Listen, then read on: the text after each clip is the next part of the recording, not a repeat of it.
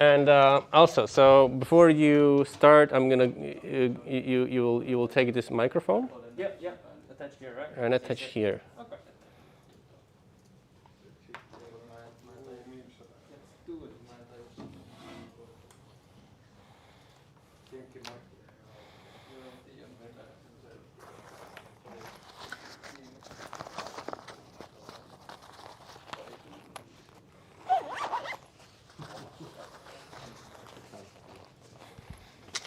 Just double check what's going on. So you gave me the flash drive, right?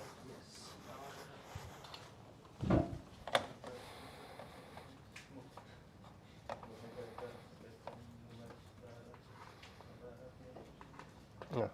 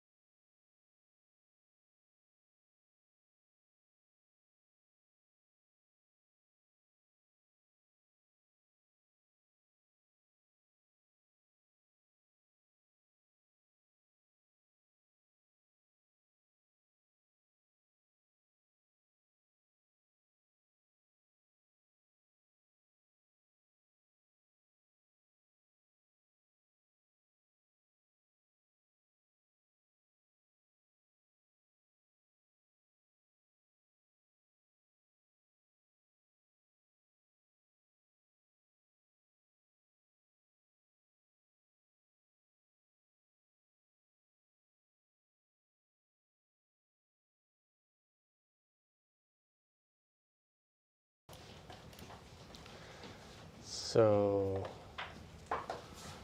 okay.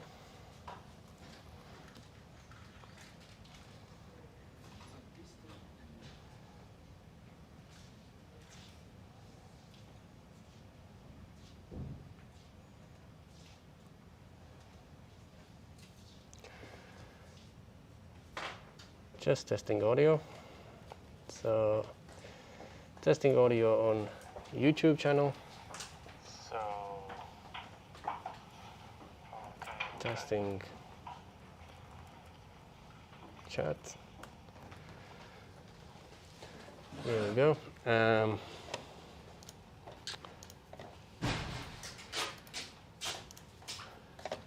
Now testing audio on Zoom.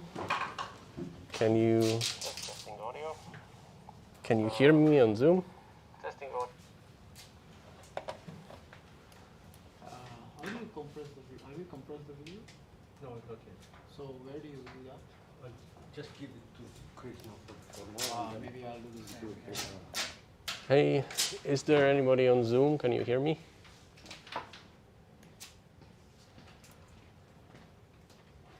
Talk more? Hello?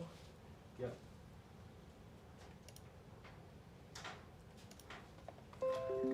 And like, can you respond? Do you hear me? Oh no, not yet. Something not going good with the audio. Cannot. One more time. No. No audio. Testing. Check the speaker now. I can hear you. And now? I can hear you. Yeah, it's not working. So wait. Output level, just speaker. Yeah, so speaker is working, so I should be receiving audio, but for some reason I don't. You don't hear me? No, I don't. I hear you in the room. But This is strange because what about now? no, I should be able to hear you in the audio system here. I will try to log in once more. Just a sec. Oh shit. Sorry, it's my fault. So Kiki, I was muted. Sorry. Okay.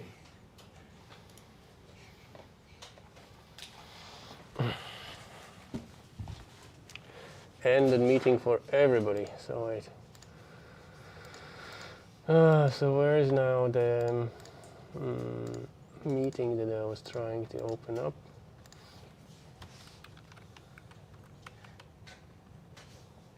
No.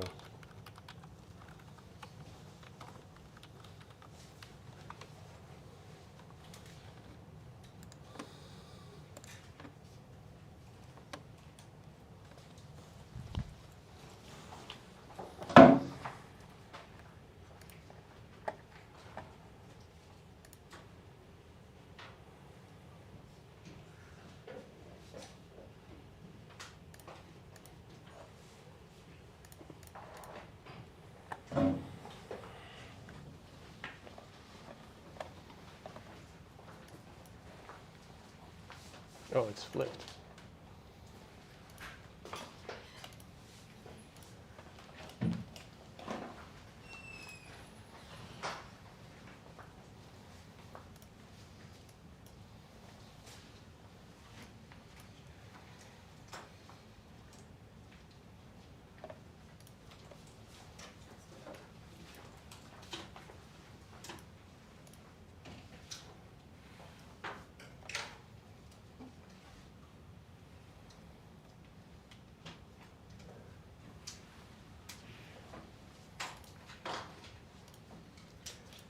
Hello, sorry for closing the meeting. Can you just confirm that you can hear me? I'm testing audio on this end. Yes, we can. Great, I can hear you as well. Right.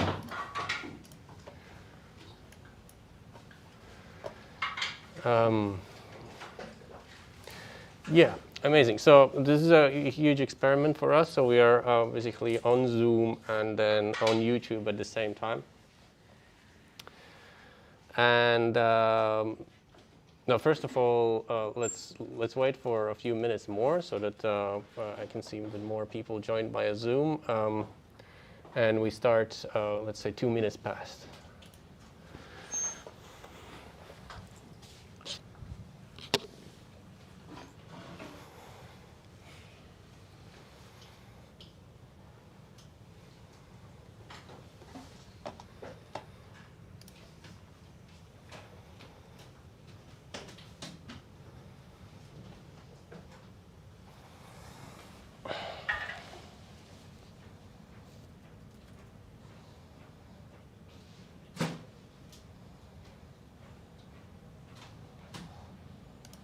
Want the video?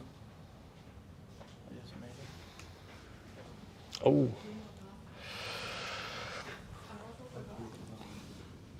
So Russian, you will have your video. Yeah, very makeshift one for now. Okay, so we're gonna have like a bit slower, like everything. So, but okay, we're gonna manage somehow. All right. Okay, I think I'm gonna start now. So welcome to the Digital Fabrication Showcase 2021, hosted by Aalto Fablab at the Aalto University. So this is the final situation of the 4 digital fabrication courses that we were running this year.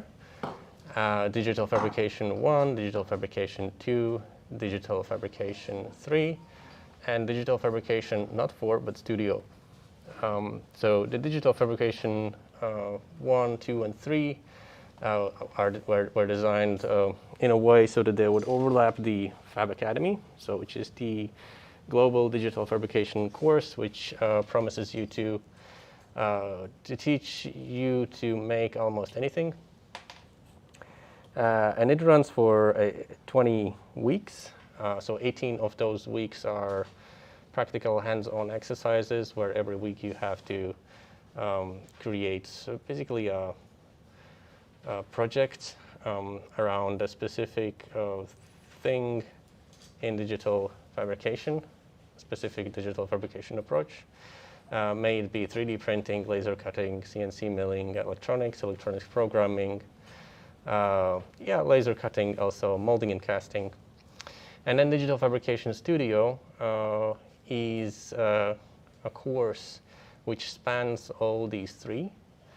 And that course is supposed to be the platform where you develop your final project.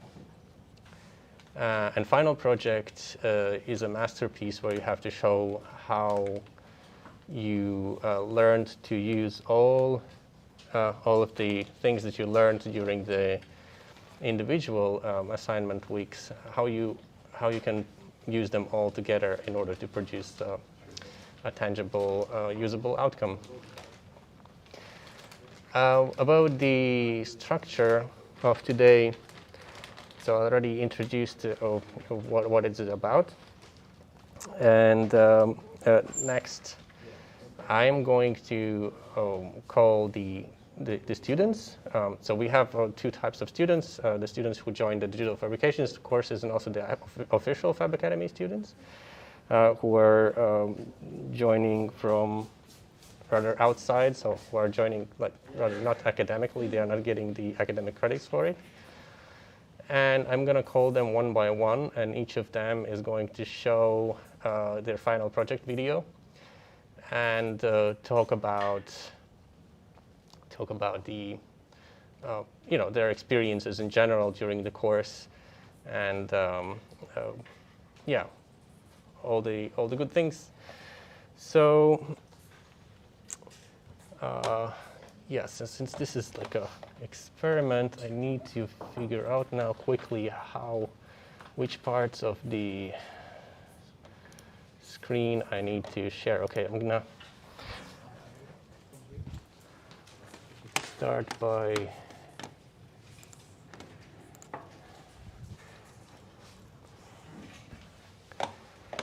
sharing the screen. And also I need to transition it here. So now you should be able to see the desktop, like the course page with our students over here. So, and I would like to start with Solomon. So Solomon, get ready. And I need also to enable desktop sound over here.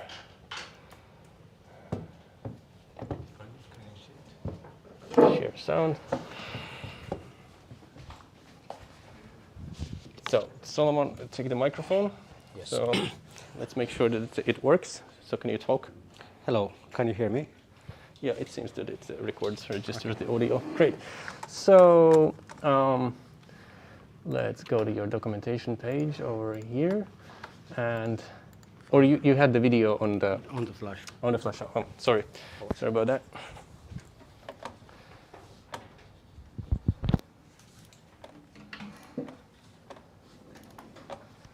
So video presentation. So there's final presentation 2, 3. Audio, music. The music, this one. That one. Okay.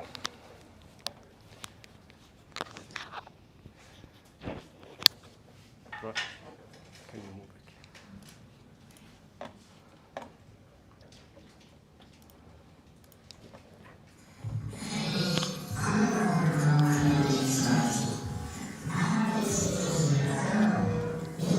Let's just stop for a minute, for a second. So I want to make it full screen first. Roll it back.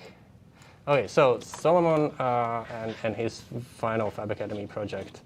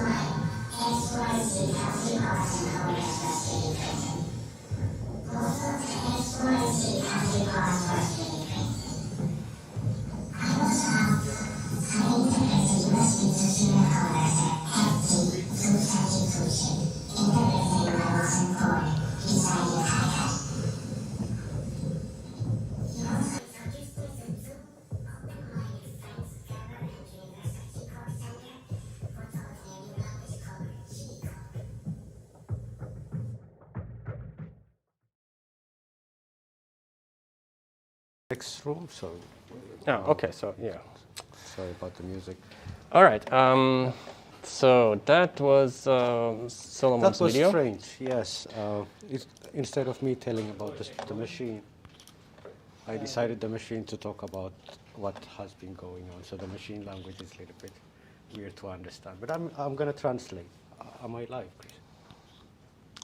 Just a second, I need to enable the camera.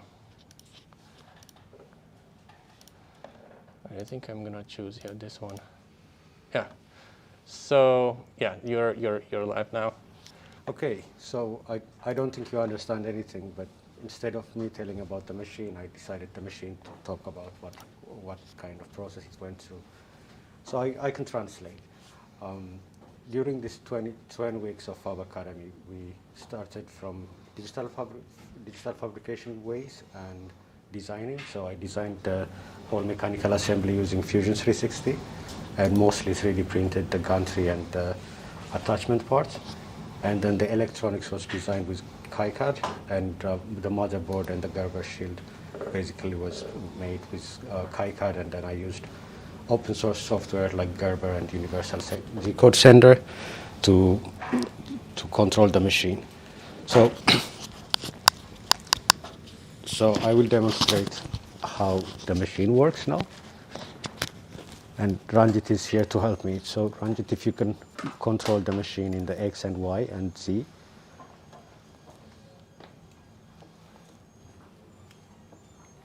yeah, you can also move. So at the moment the setting is quite small, or a feed rate around 300 millimeters per second, but it could go more. And the idea is that you can make your own PCB boards. And the main concept of the machine and why I needed to make the machine was to build a cost-effective CNC machine. And because of the COVID restrictions, most people were not able to access the labs. And this would give a solution for people who want to make their own machines from easily accessible materials like 20 by 20 aluminum extrusions. Yeah, any questions? I think I am not getting interactions with the audience. I cannot see anyone, so it's a little bit difficult. Okay, so yeah, I mean, like maybe somebody has like any questions. You could also come here, so it's here you can see the screen.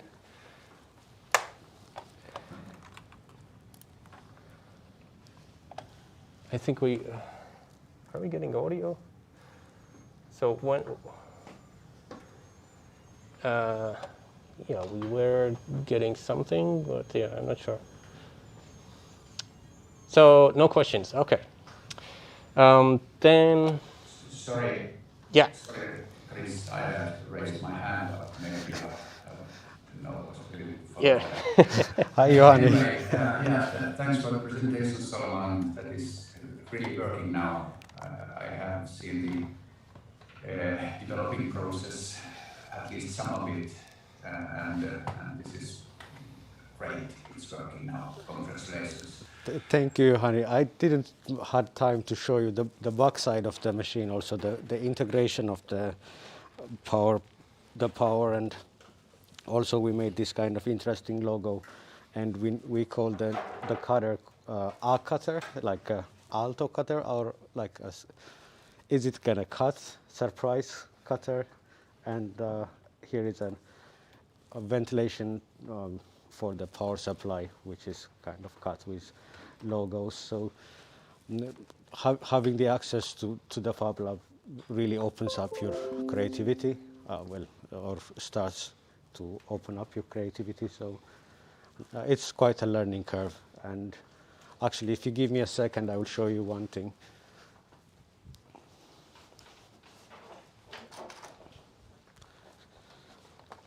So during trying to make this work, we had been going through different kind of obstacles and learning curves, and you always make mistakes, and you get really good support from Chris, and it's been a good learning curve for myself.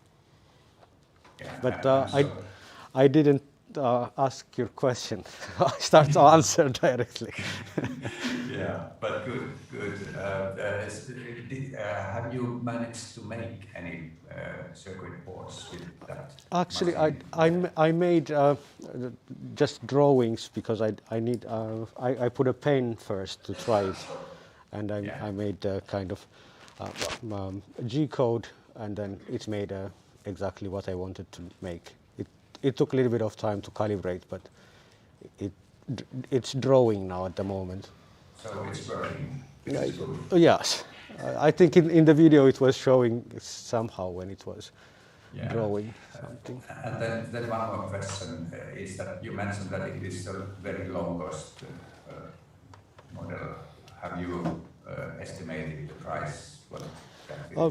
Yes, it's going to be under 200 euros. It's mentioned in my presentation slide, but it's not there. Or can you share the presentation slide? There was yeah, the presentation slide. Yeah, we need to open it up first. So Johanni, basically, when I designed this machine, it didn't cost me anything because we used stepper motors from the old Ultimaker ones that we disassemble.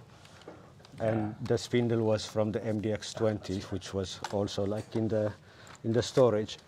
And the storyline of the video was also this kind of grumpy machine that was forgotten in the warehouse for 2 years.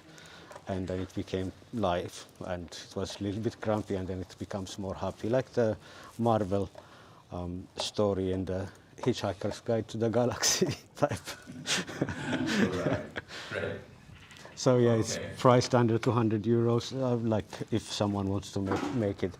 And the stepper motors are around 10 euros each from DigiKey, and then the end effector or the spindle unit from Roland is about 100 euros. So that actually puts the price more higher, but there is an alternative that can be searched. Okay, very good. Thanks. Thanks. Okay, so anybody has any comments or last question? Anybody else? All right, then I think we can continue. Bye. Yeah, so I'm gonna change this slide. And the next is Ranjit. So this is Ranjit's page. You also had the video. So since Ranjit has his official presentation in a week, so on the 16th of June, then so he has not everything completely ready, but still he has some things. Do you have did you make a video or slide or anything? I sent it. It's here. It's here. It's in this. Okay. Let us connect. I think I need a mic so I can talk over the Here's my mic. yeah. Don't take it to the toilet. So, all right. So there's something going on. So Fab video, right? Yeah. Wow, you found it. Nice. Yeah, I'm kind of usually not that good with computers, but this time. Okay, so full screen. All right. Yeah. Let's pause it. I'm just gonna make sure that we are sharing also the sound. In Zoom, it's a bit tricky, so I'm gonna share the other screen and make sure that we have share sound. Okay, so that should be now sorted out. Here it is sharing. Okay, go. Hello everybody, I'm Ranjit, and my Fab Academy official project was to make a chanting box that would have different mantras and chants and also some nature sounds. So basically I made my own amplifier using the LM4861, which works quite well now, and that's this testing phase that you see on the screen where I was testing the various frequencies on the amplifier. And then there is the chipboard, which is basically having the memory SD card that plays back the different chants and on the press of buttons.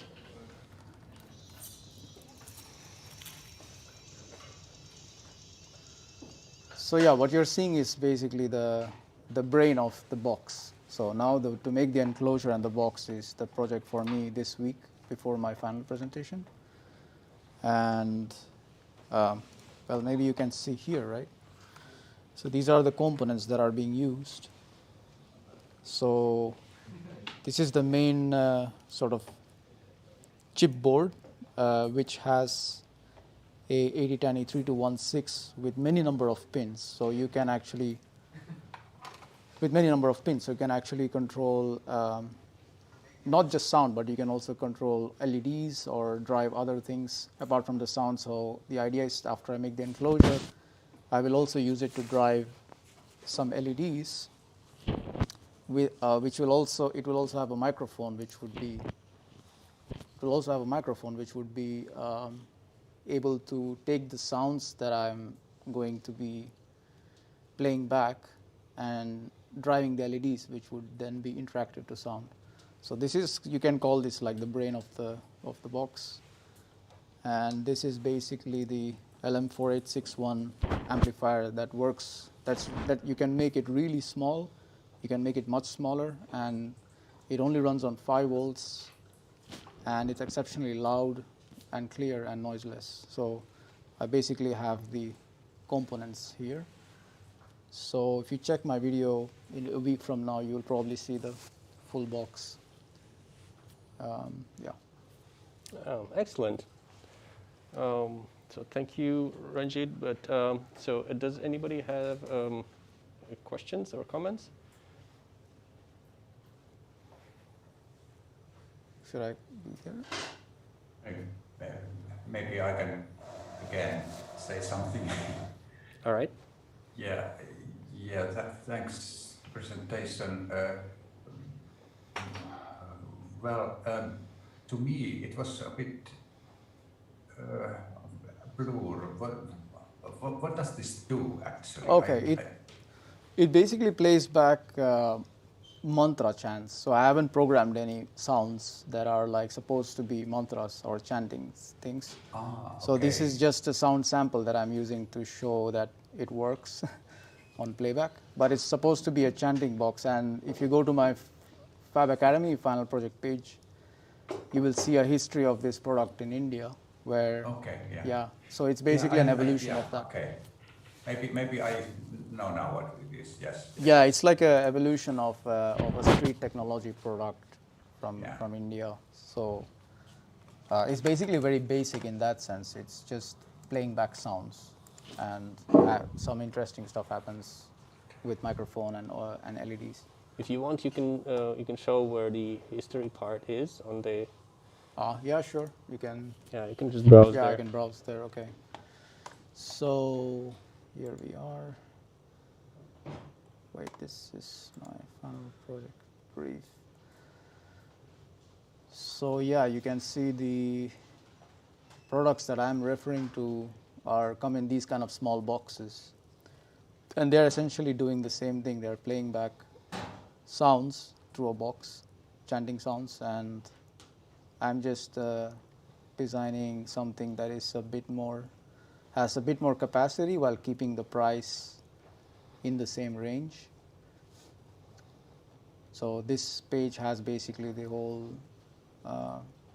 development process.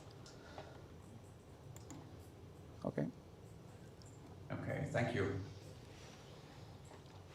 All right. Does anybody else has a comment or question?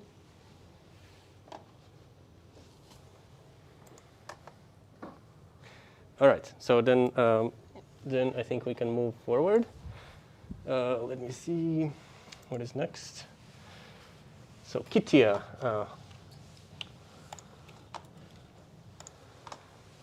This is here, and you have the video presentation MP4.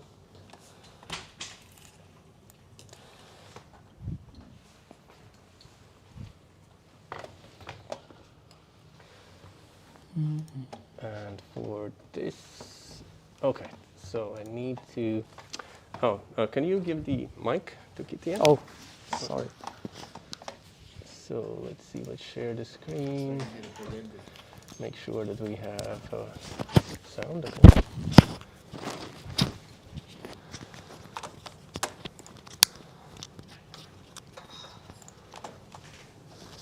Okay, ready to go?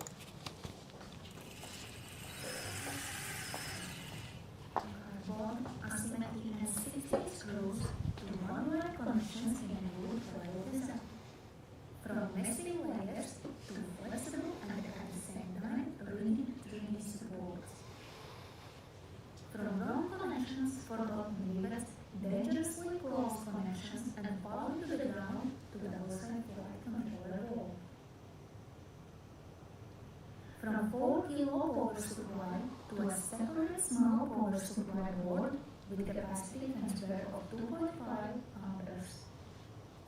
From motor speed action simulator in a loop program to a radio antenna receiver and remote control. And finally, from floor to air. Almost. All right. Yes, hello everyone. I want to just start with tell you more about myself, of reason why I am here, and there are three reasons. First reason of my motivation is because with my employer we plan to open in Fablab in Liepāja, where I come from. And the second reason why I'm here is that I want to increase my knowledge and skills in technical field. And the third reason is I want to improve my English. Basically, that's about me. And now about my final project. I try to build a drone. I can show you how it's work now. I have this switch on. Now this initializing processes, I switch on my remote controller and slowly start to move. You see something happened because work only one propeller. Sometimes it happens because there is not so good connections, and how I solved it, I just unplug in and then try put it again, and usually it's work, but I still need improve my project. As you can see so in video, it not like exactly can fly. This is because I still work in this sensor, which is accelerometer and gyroscope, and that idea is that sensor can like balancing more drone. Now it's work like without any balancing, and this is reason why. And at the end of this video, it's cannot exactly moves up. Oh, thank you, Kitija. That was great. So maybe somebody from the audience has a question or a comment.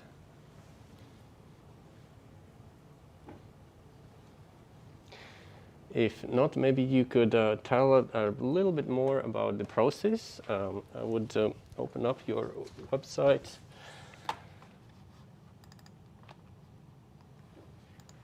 Which is here. Yeah, I started think about my. Just a second, wait, I will tune into the actual.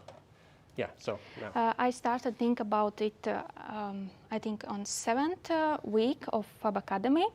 And then all week I try to do something related with my final project. The most successful week, I think, was in networking and communications week. This was the first time when my remote controller can communicate with my motor and electronic speed controller. And for me, the hardest part always is about design files and about geometry. But I am happy that at this 6 months, I increased my skills in electronics. I feel more comfortable of this field.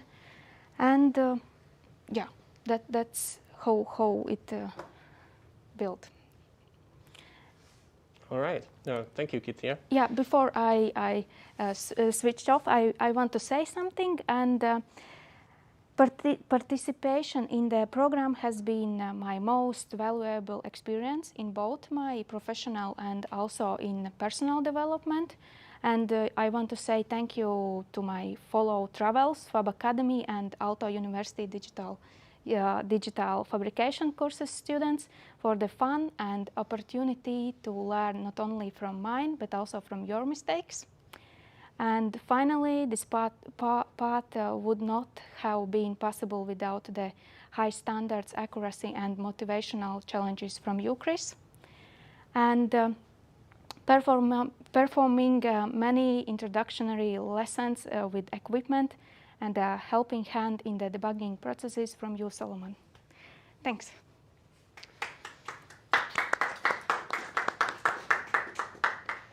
Thank you, Kitija. So this basically was a warm-up for Kitija, because the actual final presentation is going to be tomorrow. So if you are interested, then contact me. I could we can actually we'll arrange a watch session here at the Fab Lab. We're gonna watch the Fab Academy final presentations here on a bigger screen.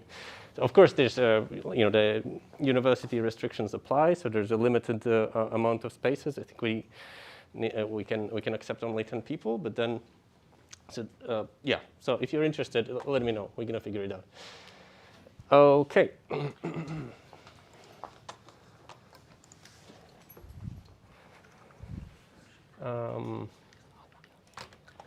Next, we go to Aalto students, but we have also like an overlap student. So an interesting thing happened with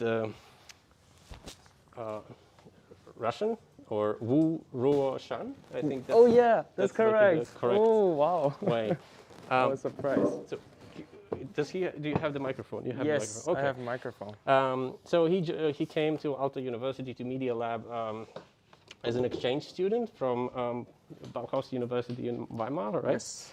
And after spending some time in the digital fabrication courses, he decided that he would also like to get the official Fab Academy diploma, and he used the opportunity and jumped over to the official Fab Academy. So he's gonna get the credits from the digital fabrication courses, and at the same time he's also gonna be an official Fab Academy graduate with a real diploma, and he's gonna appear on the official Fab Academy global graduate list.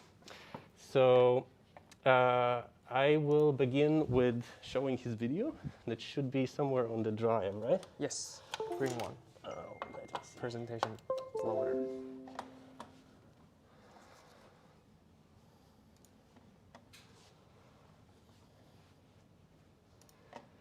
So presentation?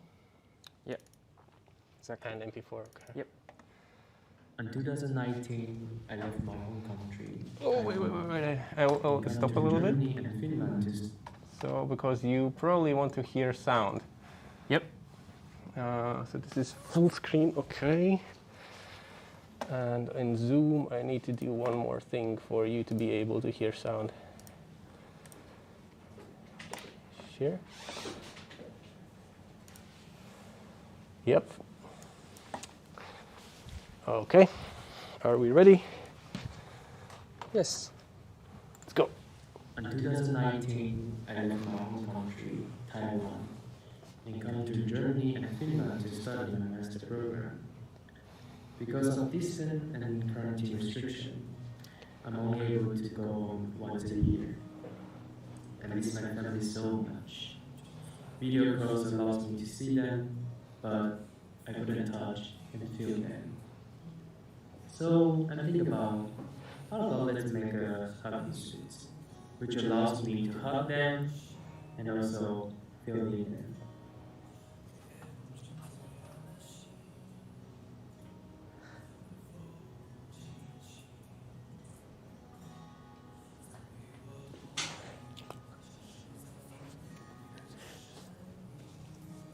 I realized they were mostly hugging with the original lacquer plastic and several 3D Bluetooth connectors. Then I put it into the heater pockets in jackets, and I brought out the pump and PCB board and bags that I saw. When I had the sensor activated, the pumps and bolts were turned on to inflate the suit. Then finally, I could feel the hug of my family.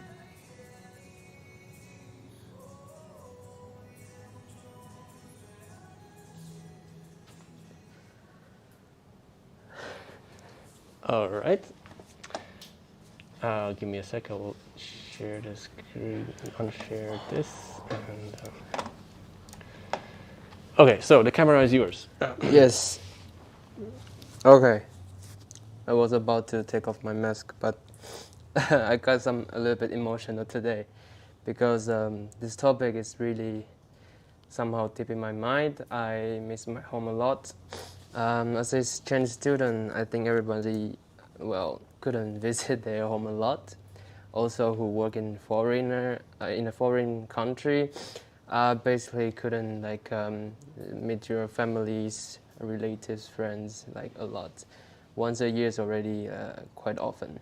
So begin from this point, I'm thinking about, beside the video call, like talking to them, I really want to touch them. And I come to the Fab Academy.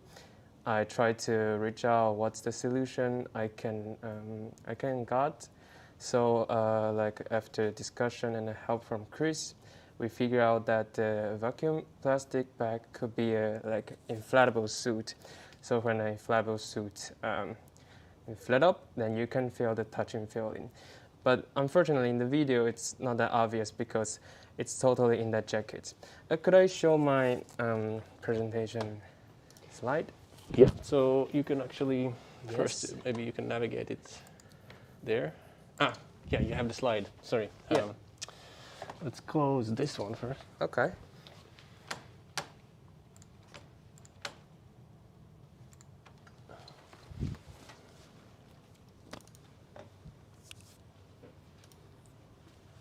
Okay. Yeah. So my project is called Remotely Hugging. So basically, as what I say, the beginning point, I try to hug my family or my girlfriend from a distance, like remotely. So there's a two suit. You can also see, could I see from my screen as well? Great, okay. So you can also see from my screen and also the screen sharing, there's a two suit. One is a jacket, one is a t-shirt. So whenever you're wearing a jacket, when like whoever they hug in the t-shirt, you can feel in the hugging feel into you. So basically how this works is with the help of ESP8266, the microcontroller inside, and they communicate to each other. And in the t-shirt, there's a sensor from the front side and also from the back side. I would like to demonstrate just for now. So I'll switch on the camera. yeah. Like, so there's a. Yeah, so basically to the sensor there's a microcontroller, which we say like secondary board in this case. So, and whenever I touch the sensor, the pumps will start to working, and the valves, they will turn on so the air can come in. So for example, if I touch the back side, I touch it here, oops. The pump is started working, as you can hear and see. And when it's getting longer, well, it takes some time because the pump needs to have more volume, but the vacuum bags inside will just pump up. And that's basically how this works. So like today I'm making the video about like hugging. Carl's helped me to hug this model, and I really feel the hug. It's so warm and so comfortable. And that's why when I see the video, I feel so touched, and I also really miss my home, all of my friends. That's why I got kind of emotional. Basically, this is how I do. Okay, so inside the jackets, there's a hidden pockets. I built a belt. I also make a bags. All of this sewing part, I never did it before. It's basically the really big help from Vale, Kali, and also Leta, and from the Aalto studio. Johanna has helped me a lot about the sewing because I'm really beginner of all of this. And from the sensor part, so basically both of them have a belt, and the bags inside just put the motor, the IC microcontroller that I have to communicate in between them. So here's my work. I don't know if anybody have any question. Yeah, I think you could maybe tell a little bit more about the pain and suffering that you had with the circuit boards. I mean, now I'm sharing the screen. Yep. I mean, excellent video, by the way. I didn't see it before. Thank you. And yeah, maybe you can browse through your page and show some highlights, like where some of the biggest, latest successes that you had in terms of PCB design and making it work. Yeah, of course. So because we see the about me in the really beginning of the page, I just talk a little bit more. As Chris say, I'm the exchange student from Bauhaus University in Germany and come to Aalto University in Finland to study for 1 semester. But really, fortunately, by the invitation from Wendy, I got to know this class and I really learned a lot in this class. But it's also because of this class, I don't have too much time with to myself. So for example, my flatmates, they just live in like one by one. I don't really have much time to spend with them. So I'm the busiest exchange student here, but I really learn a lot. It's really worth it. Because I know my flatmates is also on the stream now. So thank you so much for all the supporting during my really busy time, cooking for me, all this stuff. Okay, and about the weekly assignments from the really beginning, basically I think Fab Academy cover everything you will learn, you will need in the digital fabrication. So from the website building until later you're going to build something. If you see this one is called spring couplets, we use especially in the Chinese New Year, but we do only in the 2D and with the laser cutter help and also Fusion 360 this software, I'm able to cut it into like 2 dimension like this. So because it was Lunar New Year and I want to have this kind of atmosphere, I also put one of this decoration in our laboratory. And later we started to do the electronics production. Well, before the Fab Academy, I'm really like only know how to use the Arduino, but now I can even read like what happened in Arduino, like pin by pin. That's what I learned from the Fab Academy. And also the CNC machine that's helped me to build my first shoe rake. Oh, this is, yeah, like you were, it's not that you were out of home and you were kind of disregarding your flatmates, but you actually built something for home. Yeah, yeah. So it's, something useful for home. Exactly, so here's the photo. So there's an entrance in the door. We have a space, but we don't have any shoe rake, and this is really tight. We couldn't find a really product from either IKEA or any from the market. But so I just measure it, customize it by myself, and make it exactly based on our needs. This is what I learned from this week. So you can see from the picture, it fits really well and really more organized out of our entrance part. And there's a lot of detail. If you want, you can also check my website. And later we do more about like this one is a ESP32, which is basically similar to what I use in my final project, the communication part. And the input part is about exactly the sensor I have used. So maybe you see from the video, I use a silicone to casting 2 copper in the sensor. So whenever I touch it, they can just sense the signal. Okay, and wildcard week. Well, wildcard week, it's really impressive. When I go to Valley, there's some instruments I never seen before. So what I can do for the vacuum bag is basically from one of the machines over there is called ultrasonic welding machine. And by the help of that, I can sew in any shape I want and inflate it up to kind of relate to my final project with the help of this. And yes, this is the machine I'm talking about, and this is the vacuum plastic bag we use. Yeah, it's quite a lot of fun. And yeah, that's basically what I have documented so far in my Fab Academy. And I also have to say, really thanks to everyone at here, especially Chris and Solomon. I keep annoying them all the time, even until last night, like 10 o'clock, I asked Chris a question and both our brain just couldn't work really well. So thank you for all of you efforts and help and teach everything, and also the classmates. Without you, I couldn't like learn so much, so fruitful from the Fab Academy. Thank you so much.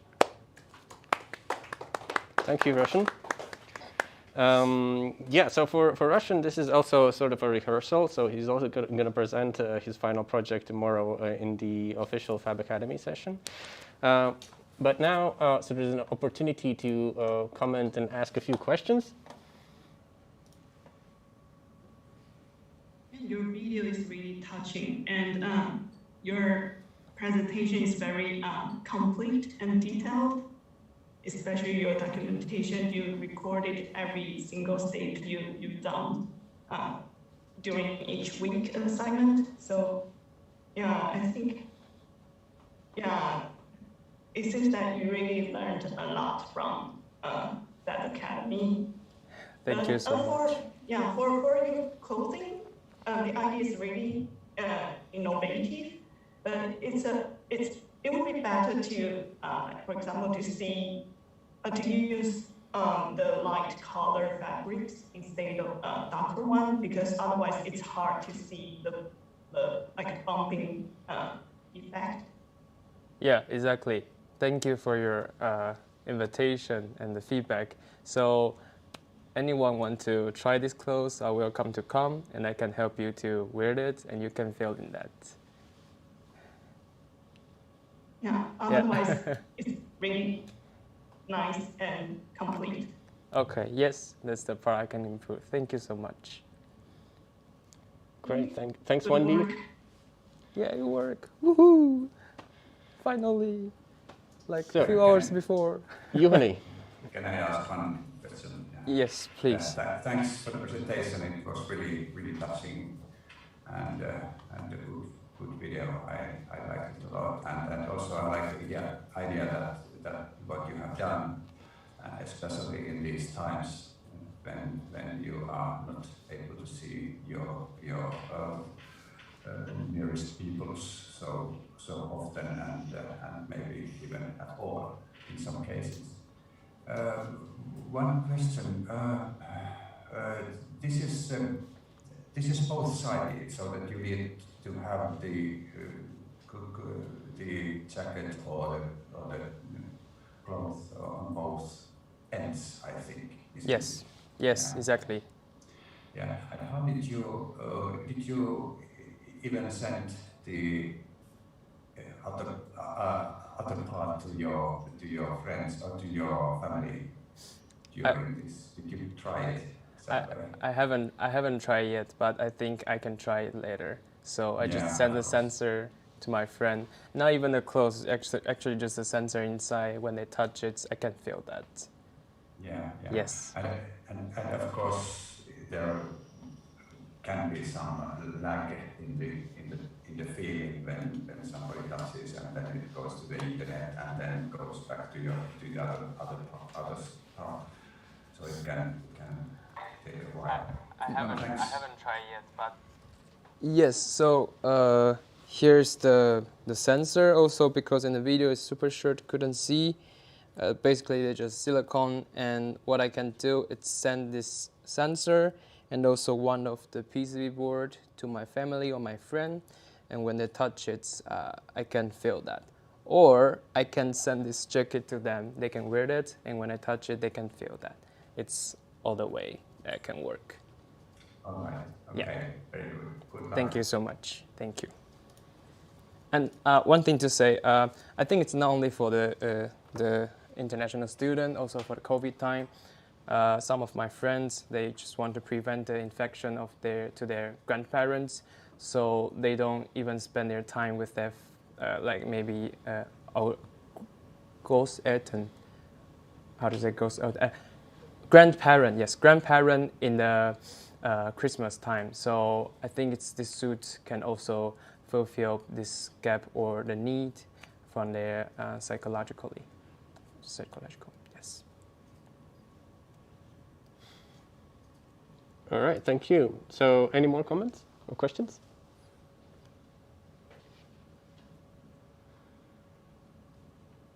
Okay, then I think we can continue. Thank you. I will take a look at the list. And the next one, we have Dinan.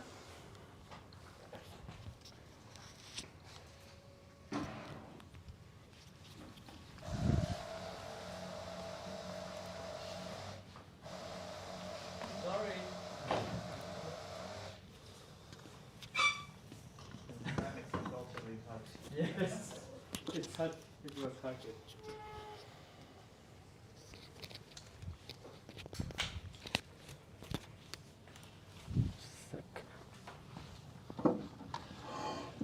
And as usual, we start with the video.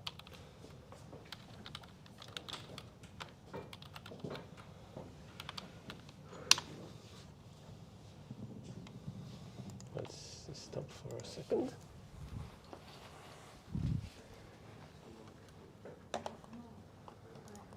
I want to get the sound going here.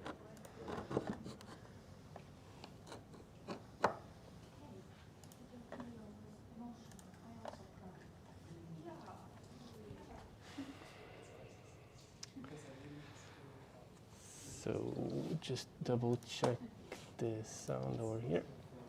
Yep.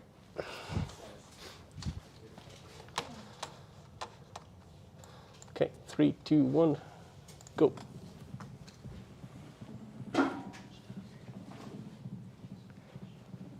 Firefluid can be attracted by magnets. My project is to make a firefluid tank with electromagnets in the back, controlled by capacitive touch sensor in the front. I laser cut acrylic and welded them together with acetone, and 3D printed the enclosure.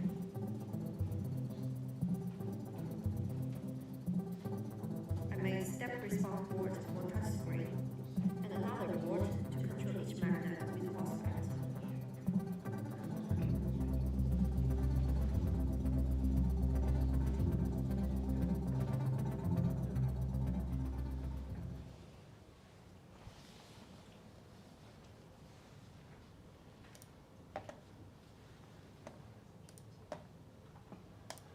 Okay, so Dinan.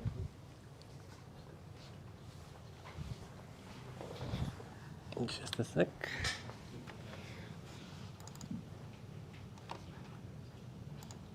Okay.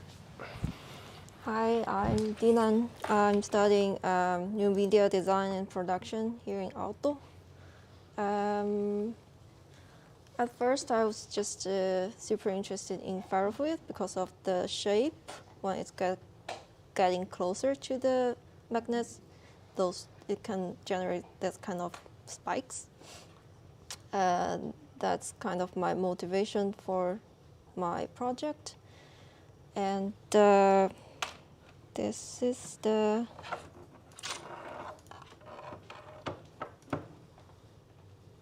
result so far.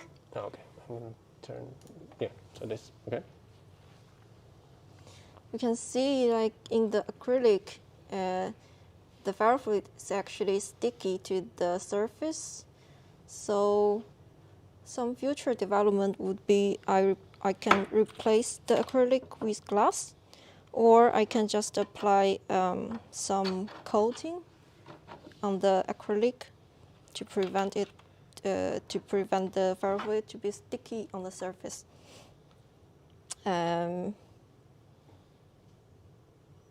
What else? Yeah. So I think that what Neil usually asks is maybe you could introduce yourself a little bit more, like about your background and how you came here, the Media Lab context. Well, I think 2 years ago, yeah, I was in the finance department here in Aalto University, and then I took some new media courses here, and then I reapplied again and entered the new media program.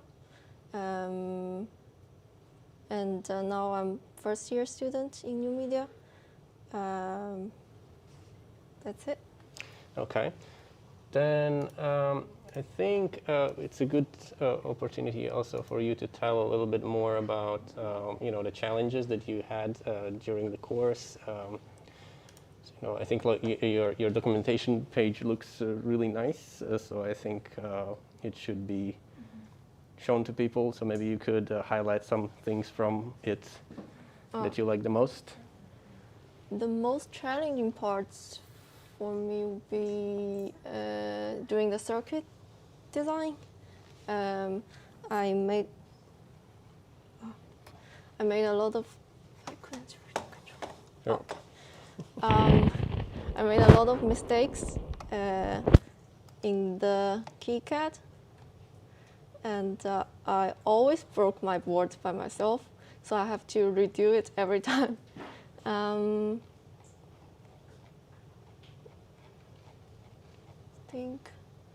Yeah, like this hollow board I made twice. And also reading the datasheet of the microcontroller is such a pain to me, but learned quite a lot. Oh, here. I made this floating table in the computer-controlled machining week. It's a tensegrity structure. So with the compression force and the tension, like make them equal to each other, then the table can be like floating.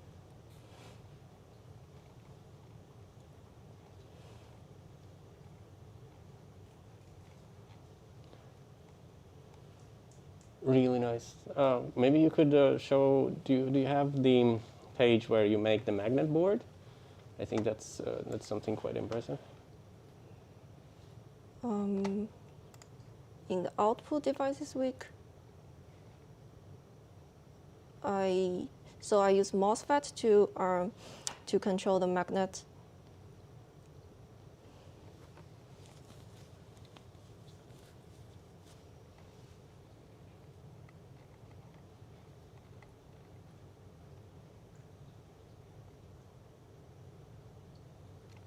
I got a lot of inspiration from the past Fab Academy student.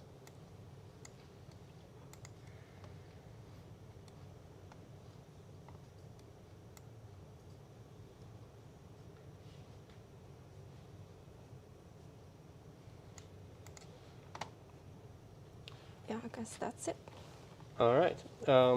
So now for the audience, so do you have some comments or questions?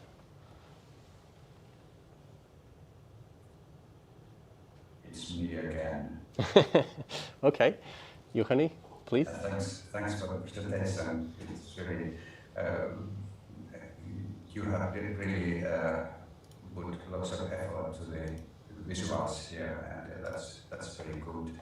And it's actually not that surprising as you are at the media department. But anyway, the magnet fluid thing was really interesting and nice work. Have you thought how you would use that in real life, or is it not a good question? I never thought how to use it. Well, for me, maybe just use it as an installation. I mean, for the ferrofluid tank. Yeah, of course. Yeah, maybe there are some kind of, it could be some kind of screen even. Could it? I don't know if that is a possibility. There were like buttons of these kind of different magnets, and then they were. Oh yes. I can show you the. So there's someone make this ferrofluid clock.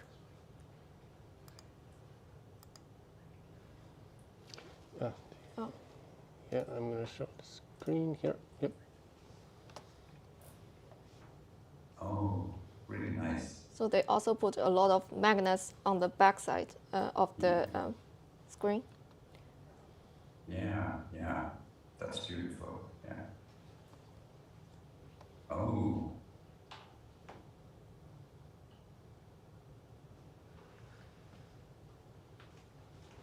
Yeah, Very that's nice. my inspiration.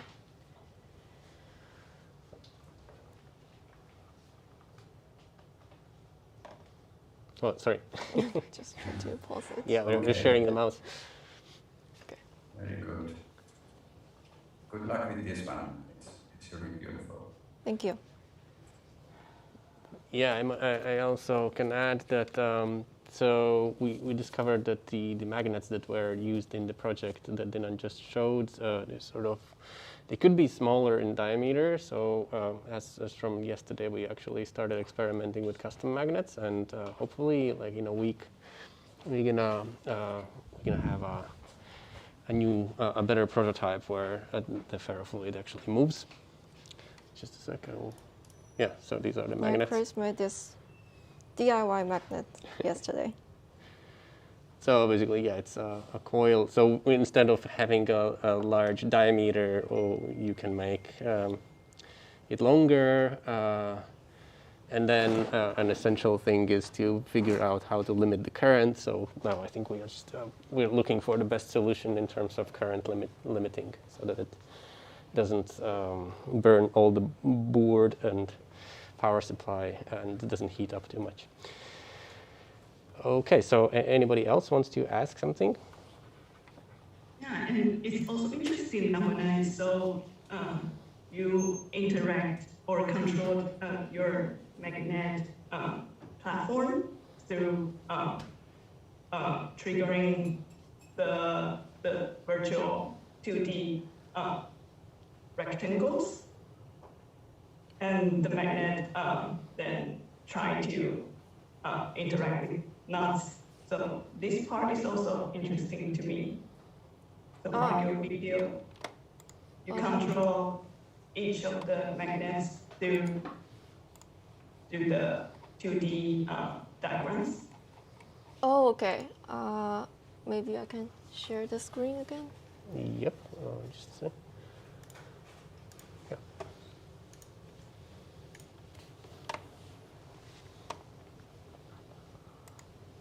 Thank you for reminding me. I think this.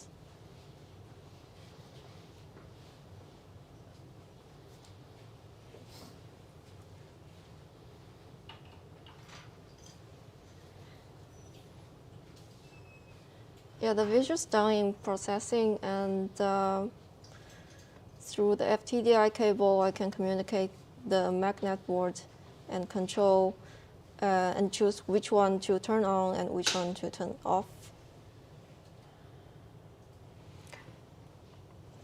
I'm not sure, have you integrated your fluid magnet with this platform? The platform you use to control each of the magnets? You mean use this interface to control the magnets? On the fluid one? On the fluid one. No, because the problem was the acrylic container was too sticky, so the fluid doesn't really move, and also the magnets I have right now, it's not strong enough to pick up the ferrofluid from the bottom, so I couldn't test. Okay. But I think you can still utilize the platform built with many magnets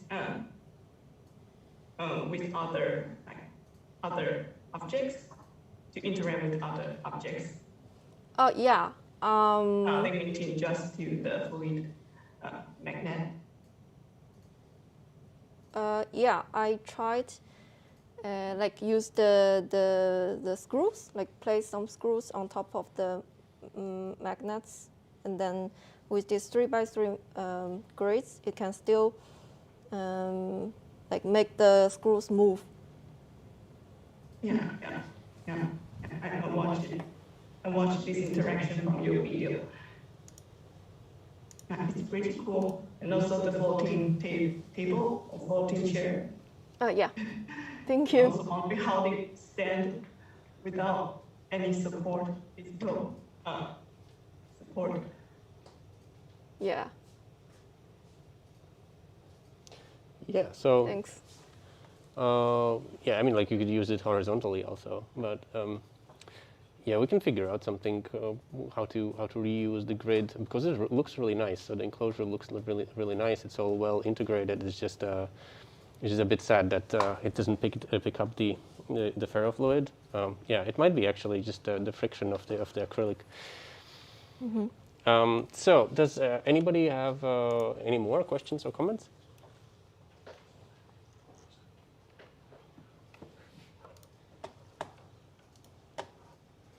All right, then I'm gonna prepare for our next presenter, which is gonna be Onni.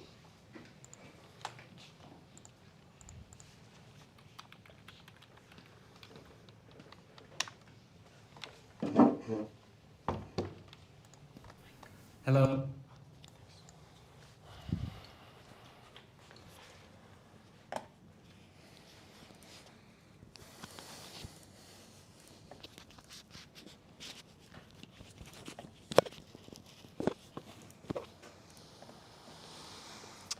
Okay, presentation video, go. Hello, I'm Onni Eriksson and I built an electric longboard.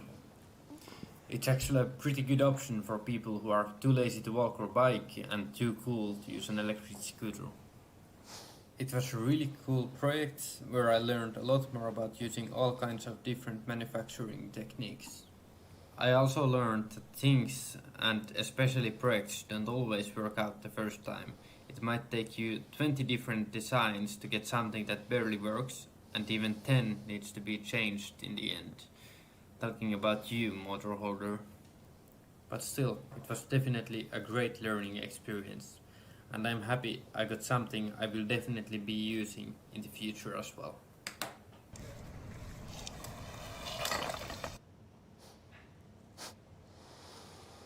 Nice.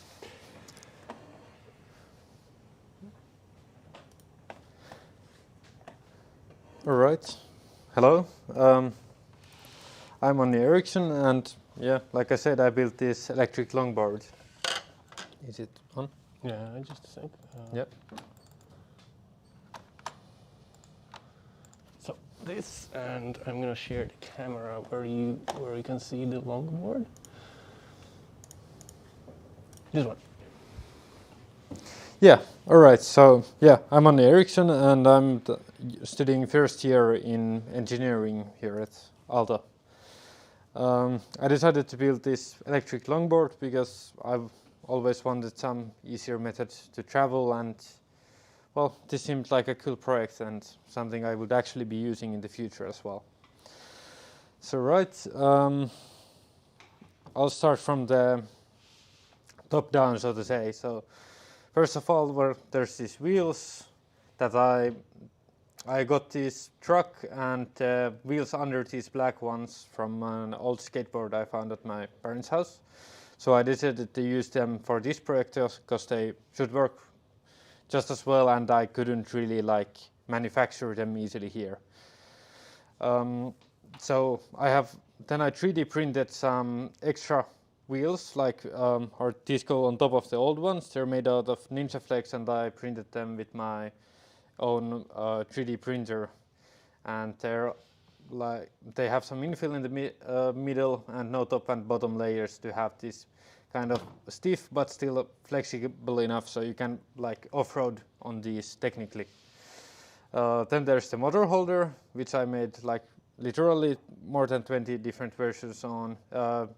This one is partly 3D printed to get it to clamp better on the truck, and then it also has a laser cut acrylic part, so it's easy to attach and take off. Then there's the motors, 190 kilowatt motors, so they together with this pulley should create enough torque for me to go around 30 kilometers per hour. Still gotta buy the helmet. Then both of these motors are connected to their individual ESCs, and here I'm using VSCs, which is an open source one. It's been used a lot in these longboard DI longboards.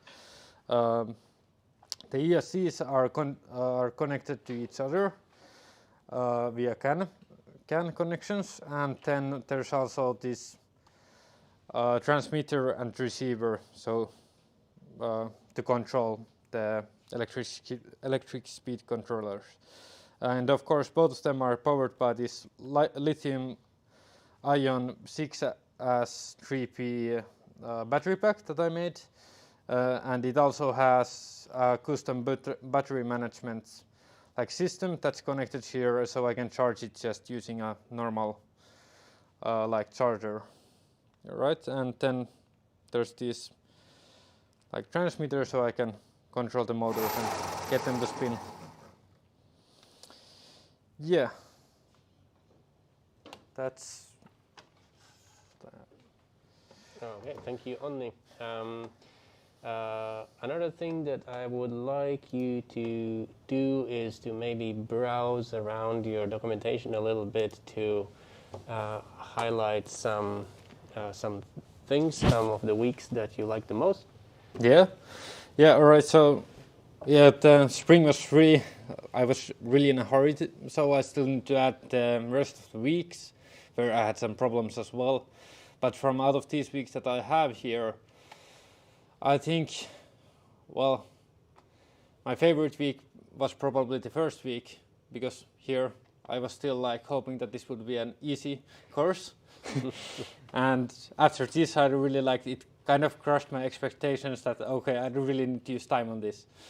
But still, the whole course, I liked this a lot, and I learned a lot more about designing 3D printing parts, which I have done before as well, but also my favorite parts were using the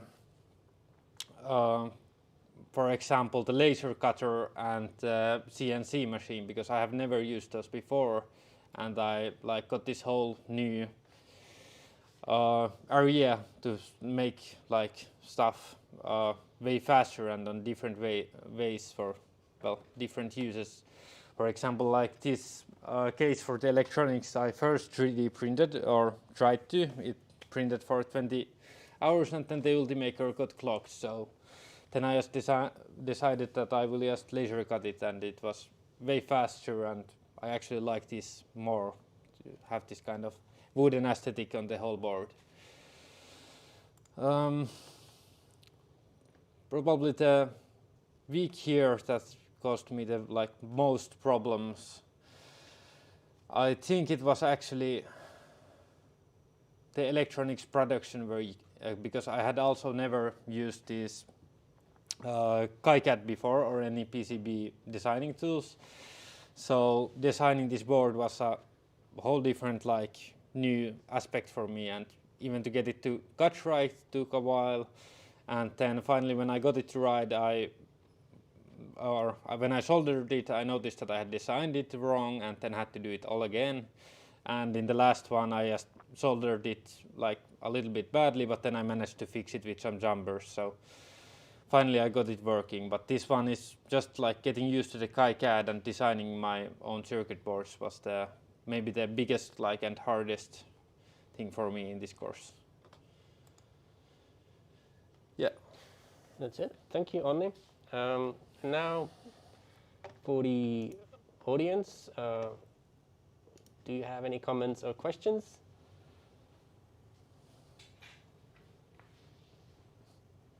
It's really cool that you managed to control your skateboard remotely, and I'm wondering what is the total weight for the board, because you used two very big motors to trigger or to let it move. The weight of the board. Yeah. I gotta say that I haven't weighted it and even tried, but I gotta say it's pretty heavy to lift up, so it's at least 3 to 4 kilos all in all. The motors are really heavy, and also the battery pack was surprisingly much, but it still doesn't in the end it doesn't matter so much, because I'm adding 90 more kilos on it when I'm standing on it, so the few kilos on the bottom don't cause the motors any trouble. Okay, and what kind of batteries are you using? Lithium-ion batteries.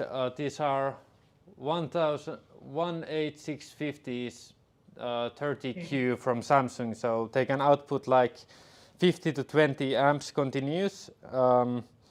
And then, of course, when they're now added in parallel and series, they can easily do the 50 to 60 amps, the whole battery pack. And that's way more than enough for this board. Okay, that's pretty cool. And what kind of protocol are you using for the remote control? Wi-Fi or Bluetooth? Or This is actually just a radio-controlled this transmitter. So it's using like radio-controlled RF for it. Okay, IR. Yeah. It's really cool because it's similar to the one that we usually see in the streets. Yeah. Not the skateboard ones, but the other one. Yeah. Its name. Yeah, I wanted to make something different than just a normal scooter, so I think this is like not exactly the same, at least. Yeah. Really cool. Thank you. It has some commercial potential.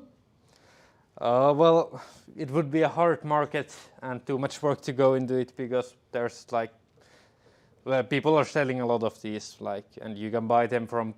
It would actually cost around maybe the same, like, to get like around 300 euros to buy one. So it's not really like worth it for commercial applications, I think. Okay. All right. Thank you. Otherwise, nice work. Thank you. Hey, there was a voice. Can I ask like a quick technical question? Yeah. You said you're using RF to control it. What kind of controllers are you using? The controllers, you mean like the motor controller? What's doing the RF? Like what's doing the wireless communication? This is actually like ready remote from FlipSky. So because I didn't. Oh, okay. Yeah. It's like a pre-made. Yeah. Yeah, okay, it's a pre-made one. Yeah. Yeah. Cool. Thank you. Thank you. Okay, Juhani seems to be unmuted. Yeah, not anymore, I guess. So, thanks for the presentation and nice board indeed. What is it usual that the driving wheels are like placed that way that it is both in both ends and then the other side and then the other side and left and right, so that it's not like a front wheel or back wheel driven. Yeah, it was actually like I did some research on it if it should be like front or back driven, and like there's this like, well, pluses and minuses on both of them, but there was this like good compromise of just putting them like on a cross section, so you can get like some of the minuses and pluses from each side, and because I didn't know like what I would want out of it, so I decided to go with this like all-around solution for it. Yeah, and then four-wheel driven is not an option, I guess. Well. More weight and such things. Yeah, it's an option, but it would have cost almost double.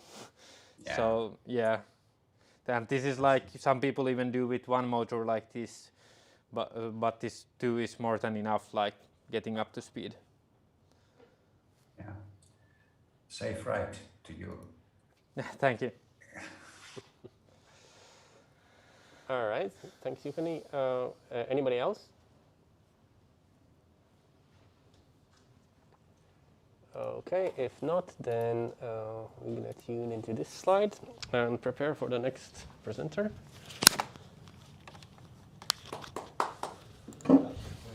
Well done. Thanks. So Daniel, not today, so Carl.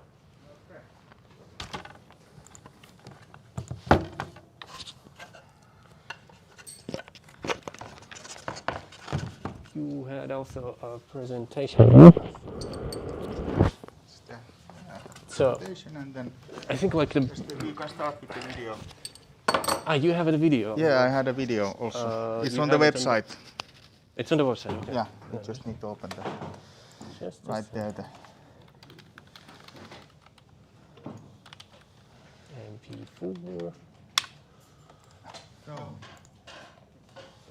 yeah, let's make it full screen first. yeah. Prepare. Let's prepare. Okay, let's start with the video. I was thinking of having it in the middle of the PowerPoint, but we can start with this. Okay, here's the still. I need to share the screen.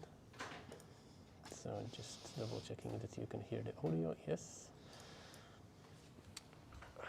Okay, video. 3, 2, 1, go.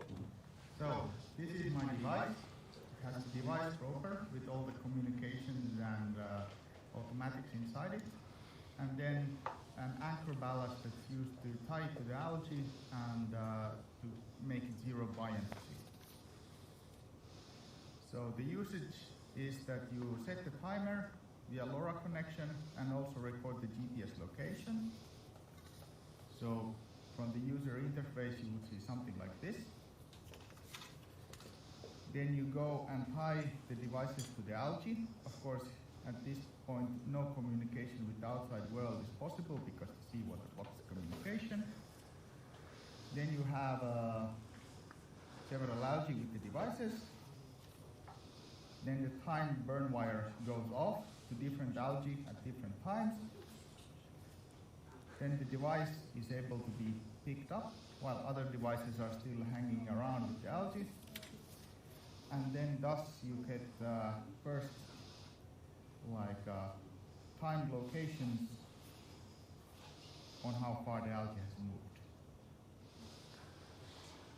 All right. Let me stop sharing this one. And then open the PowerPoint screen, or should I open it from here? Yeah, I'm gonna hand over the mouse to you. Okay. I lost the mouse for a moment. Okay, so let's see if this works. Yeah, so a little bit about me. I'm a PhD student in chemistry, so a little bit different background than most of the other students here. I'm working on making nanocellulose out of algae.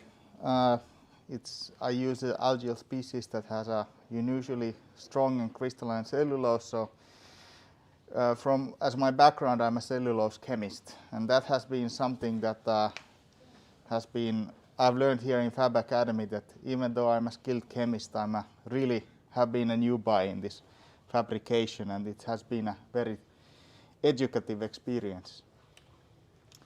So for the Fab Academy project, I have been in collaboration with some biologists, and tracking animals via GPS is a fairly established technology, but the individual devices are quite expensive, and there are no devices for underwater tracking of creatures. And that the reason is that the GPS signals and radio signals do not penetrate seawater. And here is the problem, kind of like what was given, like what came up with my discussions with the biologists, that there's this brown algae, but it exists in the Baltic Sea, but we don't know if it travels, or is it just local populations that slowly spread. So there have been attempts that the biologists tied simple clips with floss to these algae balls, and the recovery rate was extremely low. So they basically got no result. So yeah, this is basically the context for my video that I showed you previously. And this is kind of like what I learned from the projects, that first of all, the documentation that this kind of fabrication process needs is that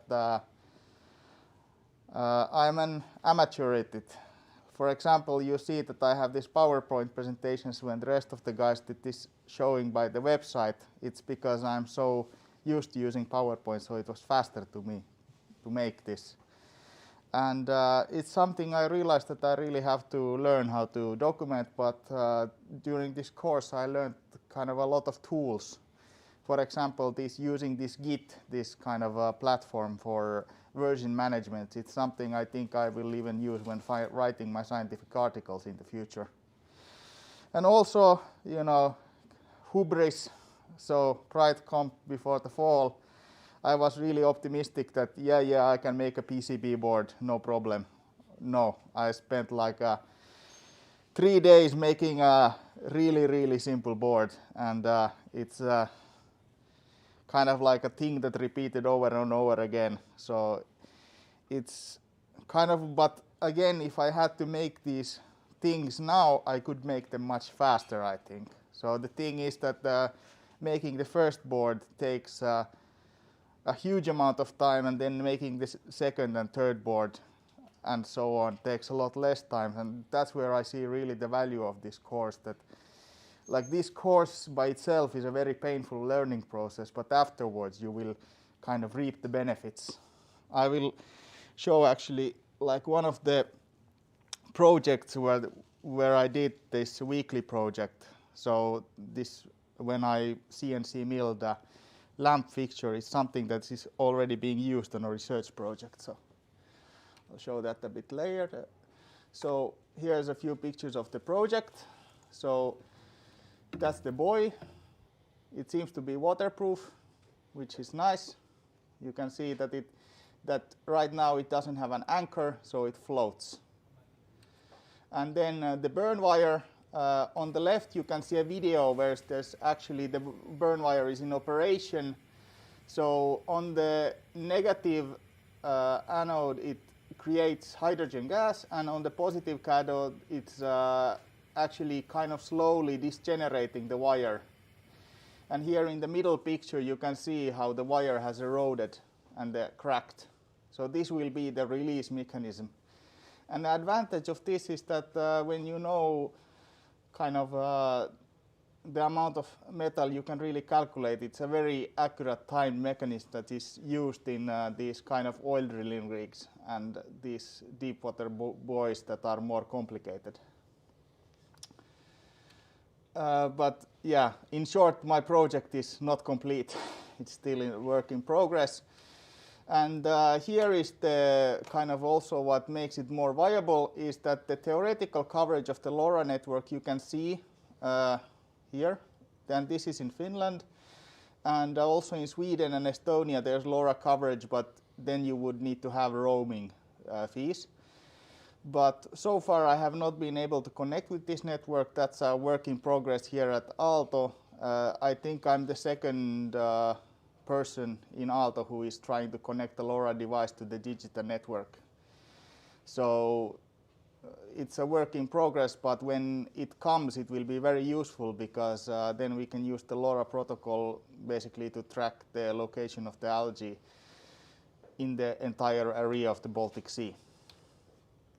So the current state is that the LoRa connection between two chips works. I cannot connect to the network, but I can kind of connect the chips to each other for debugging, and yeah, no image or videos taken. And what's next? The project is incomplete, but I will work during the summer to slowly complete the first working prototype. From this we will make Mark II, so basically kind of like when we know all the parts and how they go together, we can start thinking about how it makes sense to produce them. And then the initial launch would be early summer 2022 with enough devices that we could actually maybe get some biologically relevant data. Okay, that was that. And I promised to show a thing about my website. Let's go to the computer controlled no, it wasn't this one. Yeah, so this is the device that is now currently actually in use. I made it originally for myself, but there's also a fellow researcher who is growing microalgae, and he already took the lamp. So he sent me an email 2 weeks ago that, hey, that fixture looks very nice, can I use it? And now it's on her kind of experimental setup. And this is what I feel that this digital fabrication really gives to like PhD students, that you're able to kind of make your own equipment really fast, because like making this first fixture was a week's project, but now if I had to make a new one of these fixtures, I can do it in one day, and if I want to make it a little bit higher or change the angle of the light or anything, it's still like a one-day project. So it's from a research standpoint of view, this course is quite amazing. Yeah, that's all I had for now, and maybe as a final thank you to my fellow students and Chris and Solomon who have been here, and they have taken good care of my emotional well-being that I have needed when I have tried the same very simple electronic board, and I have made the same board like for the 20th time, and I start feeling a little bit sick about myself and the world, and then Chris comes and tells me that, Carl, would you like a cup of coffee? I can make you a cup of coffee. And then I drink a cup of coffee and feel a little bit better. Thank you, Carl. These are really warm words. Coffee is important. All right. So any questions or comments from the audience? Maybe me again. Yeah, thanks. Thanks for the presentation and really interesting work indeed. And hopefully it will work one day. Truly. How about the LoRa connection? How does it really work? Is there must be a battery inside the what do you call it? This anchor or? Yeah, it's basically right now it would operate on a 9-volt battery, and there's the battery operates the bird wire chip, and then basically this here with the antenna is the LoRa chip, and this is the GPS chip.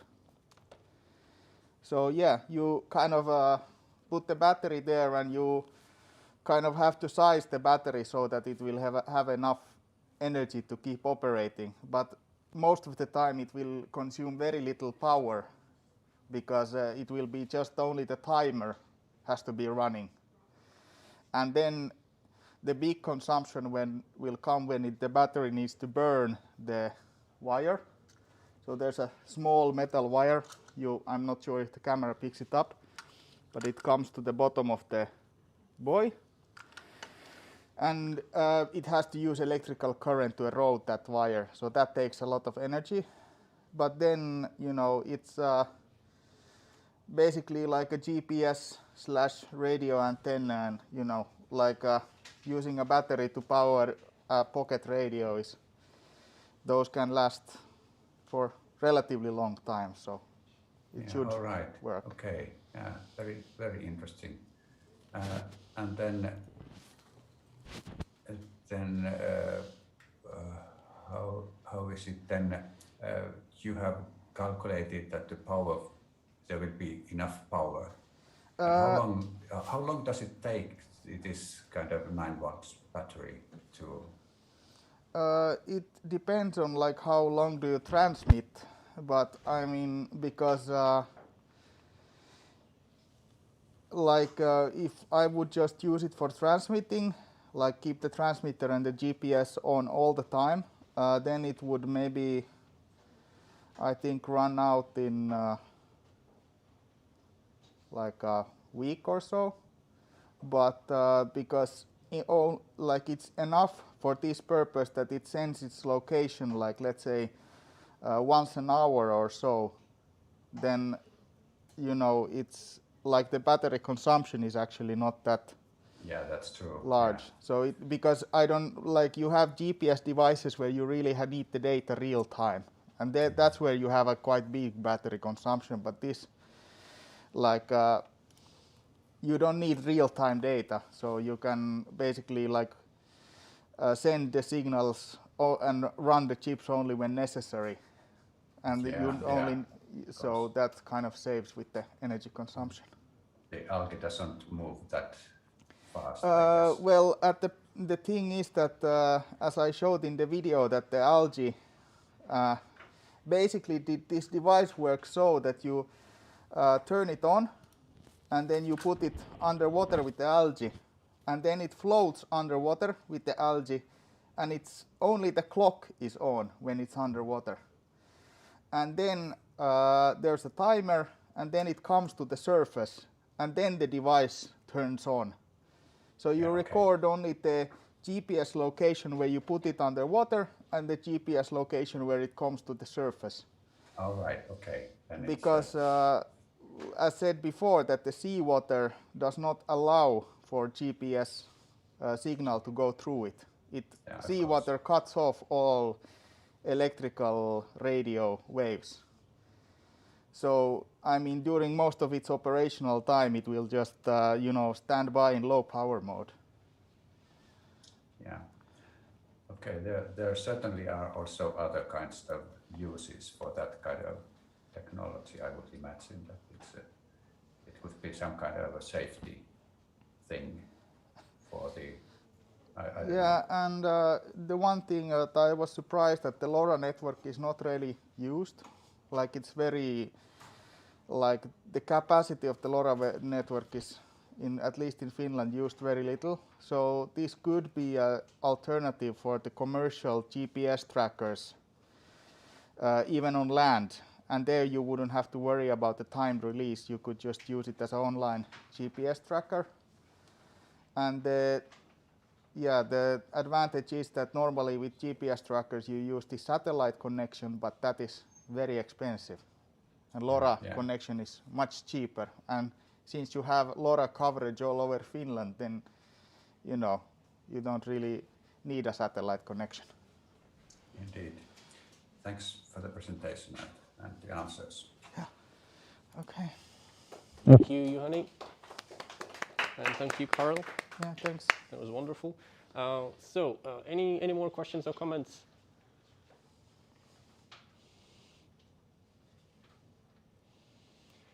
All right, so then we can fade into the basically last part of this event. So there are no more presenters. There's just a few things that I would like to tell you. So one of them is, as I mentioned before, so if you want to watch the Fab Academy final presentations together with us, contact me. We can sort it out in one way or another, online or on-site. Then for those who are watching this and are interested in the digital fabrication courses, with academic credits or without, also contact us at Aalto Fablab. And the ones who want to get some credits, then we have 4 courses, so watch out for these: Digital Fabrication 1, 2, and 3, and Studio. So here on the right side of the screen, you can also see the course numbers. So if you open up OD, you can register for those. So if there are students somewhere abroad who would like to go through the Fab Academy and also get the academic credits and they don't know how, consider doing an exchange in the same way as Russian did. And lastly, so we are going to organize an exhibition at the end of the year, which is going to cover the last 3 years of digital fabrication. I know that some of our last experimental year students are here, so I'm going to contact you individually.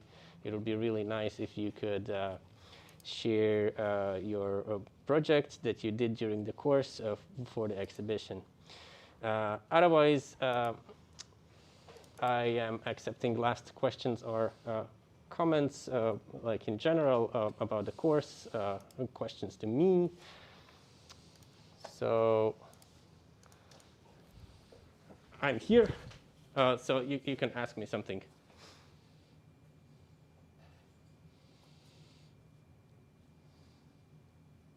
No questions, really? Okay, so then Chris, thank you. Chris, Yes. Well, what did you learn from the students?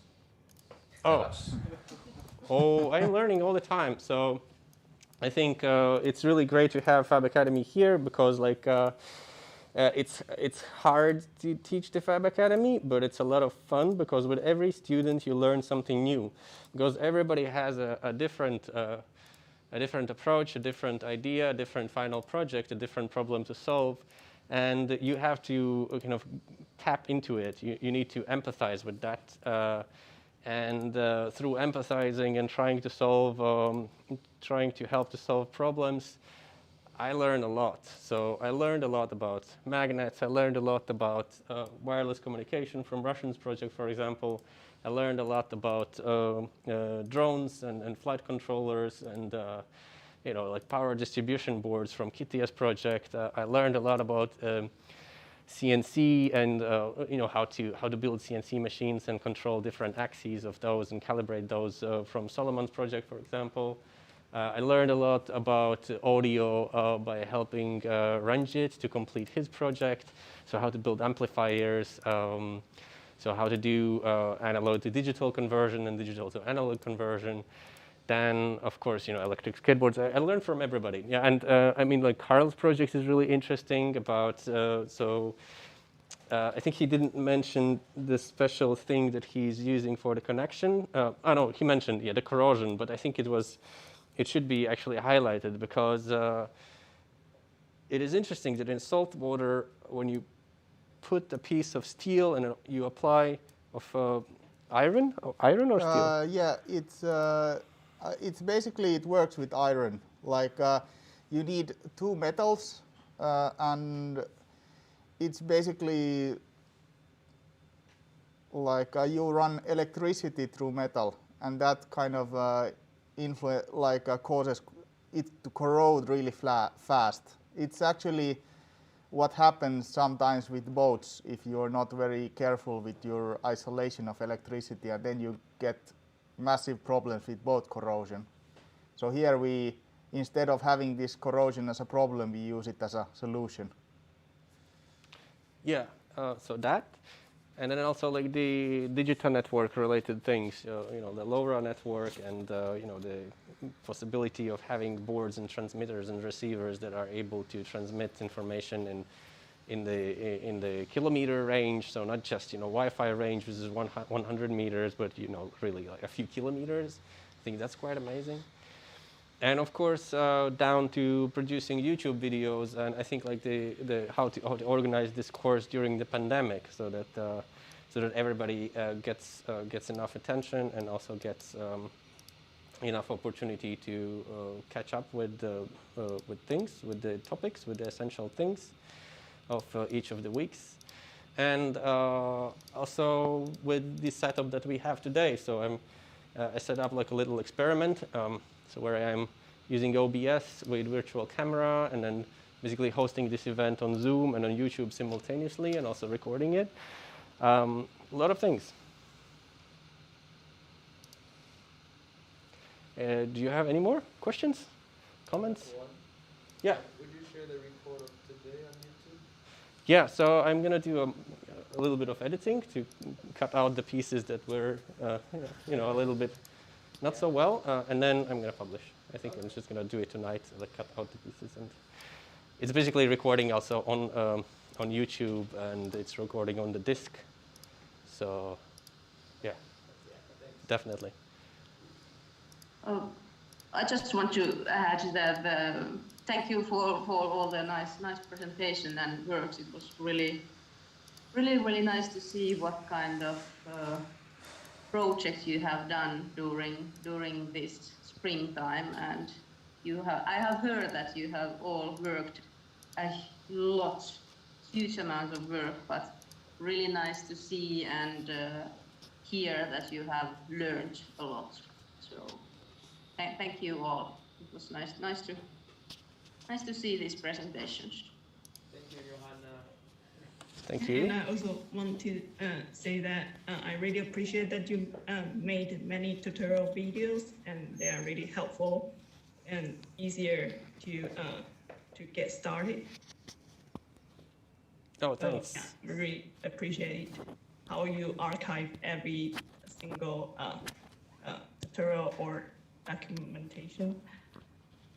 Yeah, one of the problems is that after I record a video for sharing, a few days later I discover a new, better way to do it.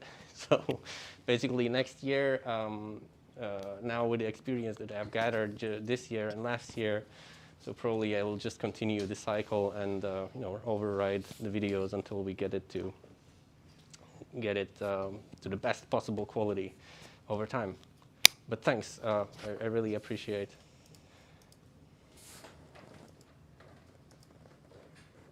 So, okay, so does anybody else want to ask something or say the last closing words? And thanks, Johanna, for your support. I think having a Fab Lab next to the costume design workshop is great. In the same time, yeah, so it's great because like Russian's project, for example, needed a lot of textile work, and we are happy that we could actually use the heat press to do some vinyl cut stickers to make T-shirts and all kinds of other prints on textiles. So it's a great collaboration here at Aalto Studios, and I think it can.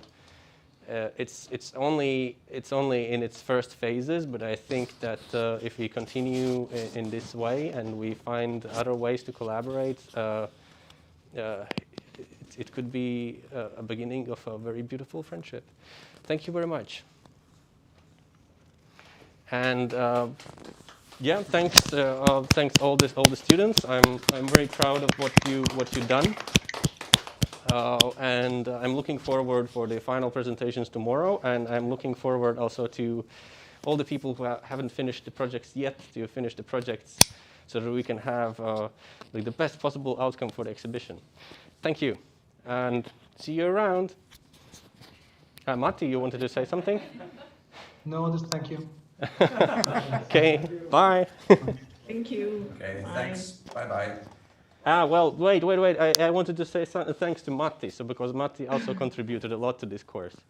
So yeah, that would be a shame to forget about his input, because like whenever I was busy with something, so Matti was around and helping the students with debugging their projects and solving problems and explaining things. So very much appreciated, and the best collaboration ever.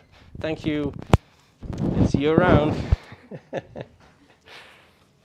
You. Can